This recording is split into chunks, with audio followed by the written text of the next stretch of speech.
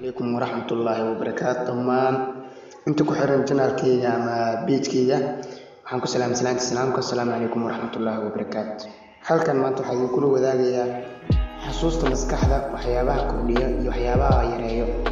in uu qofka wax xasuusto ama wax ilaawa iyadoo ay tahay abuur rabbaani ah oo Ilaahay subxaanahu wa ta'aala bini aadamka uu ku abuuray. haddana waxaa halkaa waxyaabo qofka ka saacidi kara in ay xasuustiisa wanaagsanaato, iyo sidoo kale waxyaabo keeni kara in ay xasuustiisa qofka hoos u dhacdo. haddaba annagoo xagga dambe ku sheegi doona arrinta ugu muhiimsan ee xasuusta iyo maskaxdaba wanaajin karta. haddana annagoo soo qaadanayno qodobo ay xeelleerayaasha caafimaadka ay sheegeen in ay ka qayb qaataan in xusuusta qofka ay wanaagsanaato, taas oo kale ah cabidda biyaha badan uu jirku helo, iyadoo khubarada caafimaad ay sheegeen in maadaama jirku biyuhu u badan yahay, markasta oo ay jirkaagu biyuhu ku yaraadaan inay hoos u dhici karto xusuusta maskaxdaada. waxaa kaloo ayaguna ka qayb qaadanaya wanaajinta xusuustaada inaad cunto cuntooyin isku dheelitiran, cuntooyinkaas oo ay ku badan yihiin fitamiin B12-ka. waxaa kaloo ayagana ka mid ah inaad seexato waqti kugu filan si ay maskaxdaadu u nasato.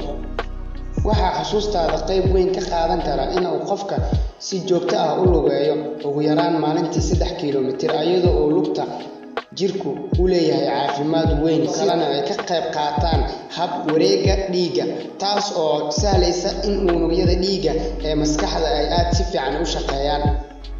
waxaa kaloo ayagana qayb weyn ka qaataa wanaajinta xusuusta maskaxda khudaarta ay ka mid yihiin sida basasha cas, tufaaxa, tamaandhada ama yaanyada, cinabka, zabiibka. waxaa ayadana muhiim u ah maskaxda dhimista miisaanka jirka.